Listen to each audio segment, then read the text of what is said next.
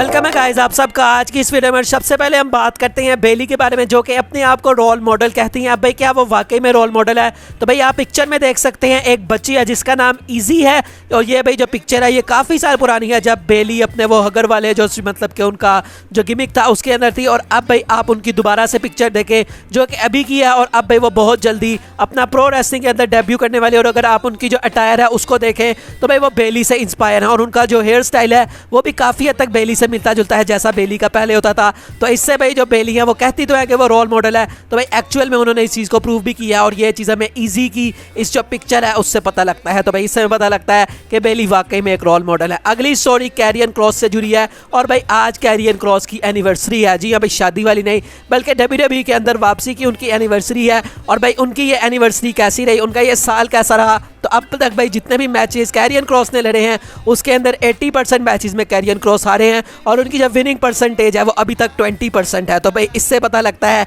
कि उनका ये जो साल है वो भाई काफ़ी बेकार गया WWE में। जबकि वो जब वापस आए थे तो सीधा उनको ड्रू मैकिंटायर और रोमन रेंस के सामने उतारा गया था, और उनको एक विक्ट्री भी दी गई थी ड्रू मैकिंटायर के ऊपर। तो लगा था कि शायद भाई कुछ पोटेंशियल उनके अंदर देख रही है WWE, लेकिन उसके बाद भाई कचरा उनके साथ WWE ने कर दिया। तो भाई आज उनकी एनिवर्सरी है। अगली स्टोरी की तरफ बढ़ते हैं और अब हम स्मैकडाउन की व्यूअरशिप की बात करते हैं, जो कि इस हफ्ते काफ़ी ज़्यादा बड़ी है। तो भाई इसी वीक जो आई है व्यूअरशिप वो आई है 2.65 मिलियन व्यूवर्स। मतलब वैसे इतनी आती है लेकिन 2.5 मिलियन तक ज़्यादा आती है, लेकिन भाई इस हफ्ते 2.65 मिलियन के अबव ये आई है। और भाई इसकी एक रीज़न शायद ये भी हो सकती है कि जिमी ऊसो ने जे ऊसो को बेट्रे किया। ये वो चीज़ थी जो कि भाई WWE फैन ने एक्सपेक्ट नहीं की थी, और समर स्टैम में वो चीज़ हो गई। तो इसलिए भाई काफ़ी ज़्यादा फैन ने समर स्टैम के बाद जो स्मैकडाउन है उसको ट्यून इन किया। अगली स्टोरी गुंथर से जुड़ी है, और भाई आज के दिन गुंथर नंबर 2 पर आ चुके हैं as the longest running intercontinental champion. तो भाई पेड्रो मोरालेस पहले नंबर 2 पे थे, तो अब भाई उन्होंने उनको पीछे छोड़ दिया और अब वो आ चुके हैं नंबर 2 पे। तो भाई पहले रोमन रेंस ने भी तोड़ा पेड्रो मोरालेस का रिकॉर्ड, और अब गुंथर ने भी वो चीज़ कर दी। तो भाई रोमन और गुंथर की जो अकॉम्प्लिशमेंट्स है वो काफ़ी साइड बाय साइड अच्छी चल रही हैं। तो अभी गुंथर जो है वो नंबर 2 पे आ चुके हैं, और सिर्फ हॉन्की टॉन्ग मैन है नंबर 1 पर, जिनको अब उनको बीट करना है। और भाई वो अब काफ़ी जल्दी होने वाला है, पे बैक के बाद जो गुंथर हैं वो नंबर 1 पर आ जाएंगे। अगली स्टोरी रोमन रेंस से ही जुड़ी है, और भाई हमें एक ब्रांड न्यू रोमन रेंस बहुत जल्द देखने को मिलेगा। तो भाई अकॉर्डिंग टू रिपोर्ट्स ऐसा बताया जा रहा है कि भाई वो फैन जो कि काफ़ी गिला करते हैं इंक्लूडिंग मी कि भाई रोमन अपने मैचेस जो है वो ज़्यादातर भाई इंटरफेरेंस की मदद से जीतता है। तो भाई अब ऐसा रिपोर्ट्स में आ रहा है कि बहुत जल्द हमें एक न्यू रोमन देखने को मिलेगा जो कि अपने मैचेस को क्लीन जीता करेगा। तो अब इसका क्या मतलब है? क्या रोमन का एक फेस टर्न होने वाला है, या फिर ये जो रोमन की टाइटल रेन है इसके अंदर 3 साल WWE ने रोमन को ऐसा दिखाया है कि भाई वो जो भी मैच जीतता है उसको इंटरफेरेंस से जीतता है। और अब भाई एक क्या नया फेज आएगा इनकी टाइटल रेन में, जहाँ पर वो रहेंगे तो हील सुपरस्टार ही, लेकिन वो इस तरह से अब अपने मैचेस को नहीं जीतेंगे जैसे कि वो पहले जीतते थे।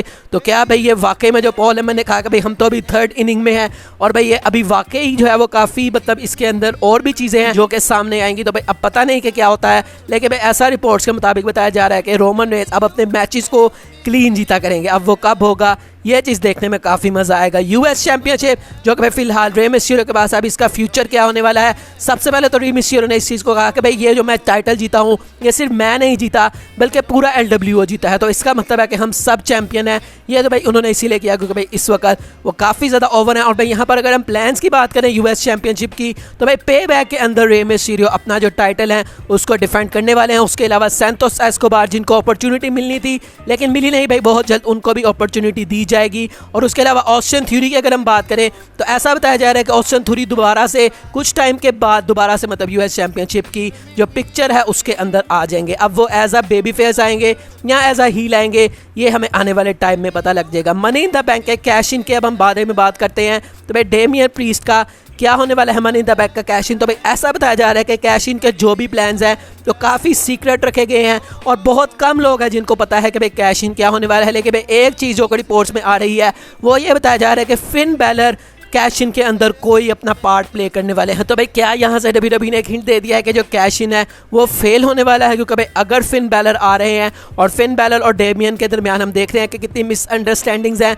तो क्या भाई फिन यहाँ पर आके कोस करवाएंगे? यहाँ WWE हमें दिखा तो यही रही है कि भाई इन दोनों के दरमियान मेजर प्रॉब्लम्स हैं, लेकिन जब कैश इन की बारी आए तो क्या पता भाई फिन जो है वो कि डेमियन प्रीस्ट का साथ दें। क्या पता वो समझें कि सेथ रोलिंस से ईजी टास्क है डेमियन प्रीस्ट को हराना, और वो डेमियन प्रीस्ट की मदद करें और उसके बाद वो उनके ऊपर टर्न कर जाए। तो भाई ये जो कैश इन वाली चीज़ है ये देखने में काफ़ी ज़्यादा मज़ा आएगा। पॉल हेमन और कर्ट एंगल इनकी भाई सोशल मीडिया पर जो है कह लें कि आप भाई बहस वगैरह हो गई। तो भाई पॉल हेमन ने रिसेंटली समरस्लैम की प्रेस कॉन्फ्रेंस में कहा था कि भाई थर्ड इनिंग्स है इसकी। तो भाई यहाँ पर उन्होंने जो कर्ट एंगल है उन्होंने स्टोरी लाइन के बारे में बात की। उन्होंने कहा कि जो स्टोरी लाइन है वो काफ़ी ज़्यादा अच्छी है, लेकिन भाई उन्होंने हेमन को यहाँ पर शिट कहा और उन्होंने कहा कि भाई मुझे ऐसा लगता है कि भाई ये तीसरी इनिंग नहीं है बल्कि ये 8वीं इनिंग है। उन्होंने कहा कि भाई मैं इन चीज़ों से अब पक चुका हूँ जिस तरह से ये जो स्टोरी लाइन है ये चल रही है। तो भाई इस तरह के नेगेटिव कमेंट्स जो कर्ट एंगल है उन्होंने किए और उसके ऊपर पॉल हेमन ने रिप्लाई दिया जो कि आप देख सकते हैं। उन्होंने कहा no matter what inning we are in at least we are not looking for exposure through the next old timers day.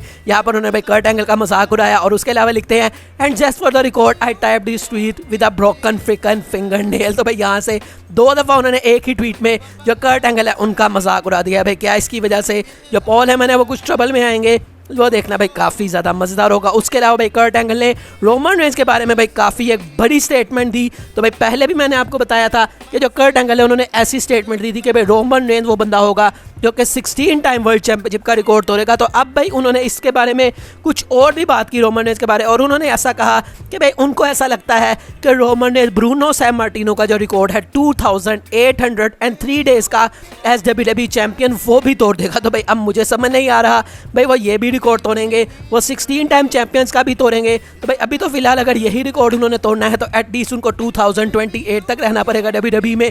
तो उसके बाद भी वो 10-12 चैंपियनशिप जीतेंगे। तो भाई मुझे लगता है भाई कर्ट एंगल के मुताबिक शायद रोमन ने भाई 60-70 साल तक WWE में ही रहने वाले हैं। इस तरह से भाई ये पॉसिबल है कि वो वाला रिकॉर्ड भी तोड़े और ये वाला रिकॉर्ड भी तोड़े। भाई आपको क्या लगता है कौन सा रिकॉर्ड रोमन रेंज तोड़ेंगे?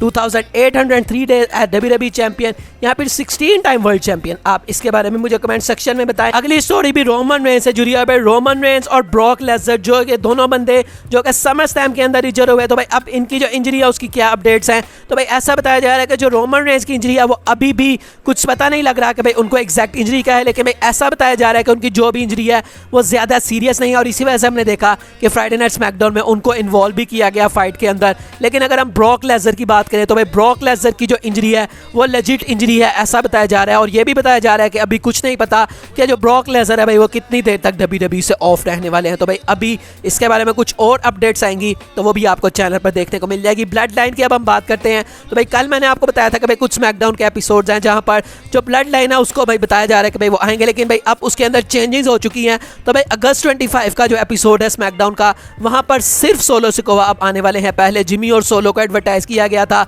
उसके अलावा सितंबर 8 की अगर हम बात करें स्मैकडाउन की तो वहां पर जिमी और जे दोनों को एडवर्टाइज किया गया है जो कि पे बैक के बाद आने वाली है। तो इसका मतलब है शायद भाई पे बैक में हमें ब्लड लाइन का मैच देखने को ना मिले।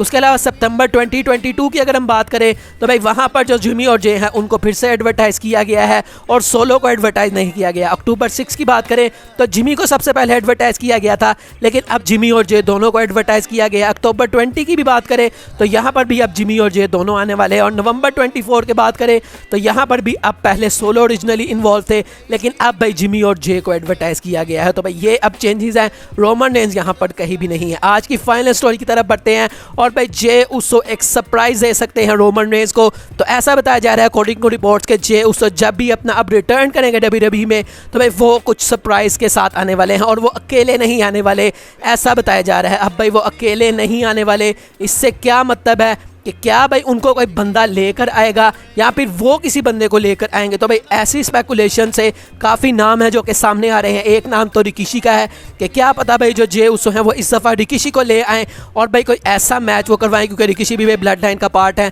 तो मे भी भाई स्पेशल रेफरी वो जो भाई रूमर्स हम सुन रहे थे उस तरह कुछ जे उसो करवा सकते हैं, या मे भी दोस्तों जेकब फैटू जो कि काफ़ी इस टाइम एक हॉट टॉपिक है। तो मे भी दोस्तों जो जे उसो हैं इस बार वो अपनी ब्लड लाइन बना सकते हैं जिसके अंदर वो ट्राइबल चीफ होंगे और वो जेकब फैटू को ले आए और भाई वो अपनी ट्राइबल चीफ बने और वो अपनी एक ब्लड लाइन लगाएं अगेंस्ट रोमन रेंज। तो भाई ये अब चीज़ें काफ़ी मज़ेदार होंगी कि रोमन कब आएंगे, जे क्या करेंगे, काफ़ी मज़ा आएगा आगे स्टोरी लाइन में। बाकी दोस्तों आज की वीडियो यही तक थी, अच्छी लगी हो तो लाइक कीजिएगा, चैनल को सब्सक्राइब कीजिएगा। मिलेंगे नेक्स्ट वीडियो में, तब तक के लिए अल्लाह हाफिज़।